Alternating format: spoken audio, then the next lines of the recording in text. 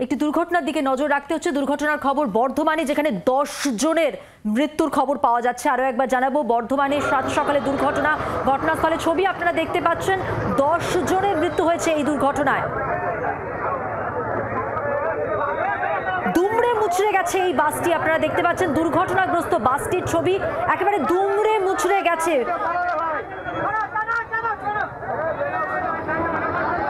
পথ দুর্ঘটনায় 10 জনের মৃত্যু বর্ধমানে, মর্মান্তিক দুর্ঘটনা।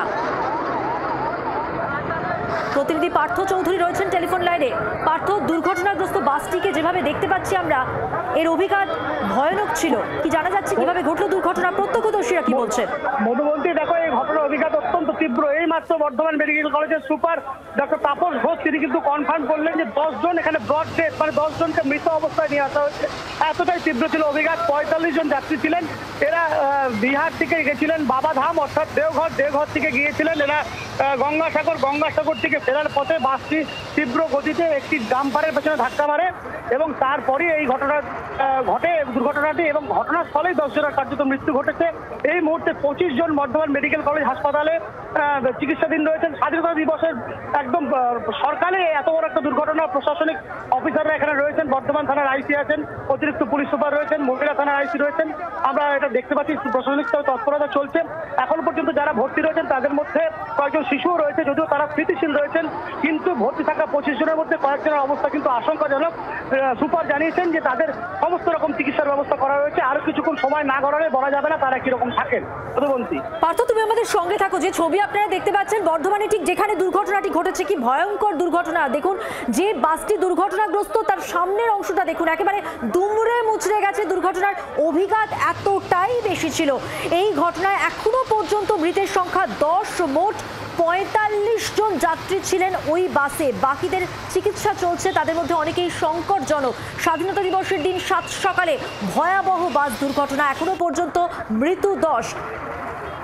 পুলিশ কি বলছে এই দুর্ঘটনা নিয়ে, শুনুন।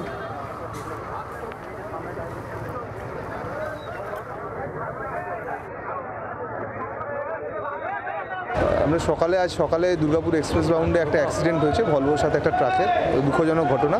তো আমরা ইনজিওর্ড যারা ছিল প্রায় 45 জন বা তার বেশি আমরা এখানে পাঠিয়েছি বিএমসিএইচে। তো এখানে এখন ট্রিটমেন্ট চলছে। আমরা যেরকম খবর পাবো আপনাদেরকে ব্রিফ করব। আমরা এখন অবধি যা পেয়েছি 45 জনকে এখানে অলমোস্ট শিফট করা হয়েছে। ট্রিটমেন্ট চলছে, এবার দেখার পর আমরা পেলে আমরা আপনাদের আপডেট দেবো।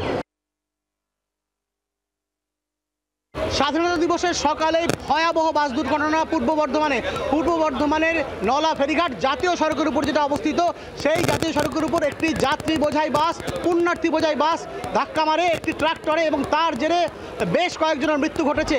যেটা জানা গেছে, এই পুণ্যার্থী বোঝাই বাসটি বিহার থেকে আসছিল এবং তারা দুর্গাপুরের দিকে ফিরছিলেন। এই বাসে 45 জন যাত্রী ছিলেন, 5 জন শিশু সহ। তাদের মধ্যে বেশ কয়েকজনের এই দুর্ঘটনায় মৃত্যু ঘটেছে। যেটা জানা গেছে, একটি দাঁড়িয়ে থাকা ট্রাক্টরের পেছনে চলমান বাসটি এসে ধাক্কা মারে সজোরে এবং তার ফলেই ঘটনাস্থলে 10 জনের মৃত্যু ঘটেছে বলে প্রাথমিকভাবে জানা যাচ্ছে। কিন্তু এখনো পর্যন্ত এর কোনো কনফার্মেশন প্রশাসনিক সূত্রে পাওয়া যায়নি। এখনো পর্যন্ত প্রায় 35 জন বাস যাত্রীকে বর্ধমান মেডিকেল কলেজ হাসপাতালে নিয়ে আসা হয়েছে। দ্রুত তাদের চিকিৎসার ব্যবস্থা করেছে প্রশাসন।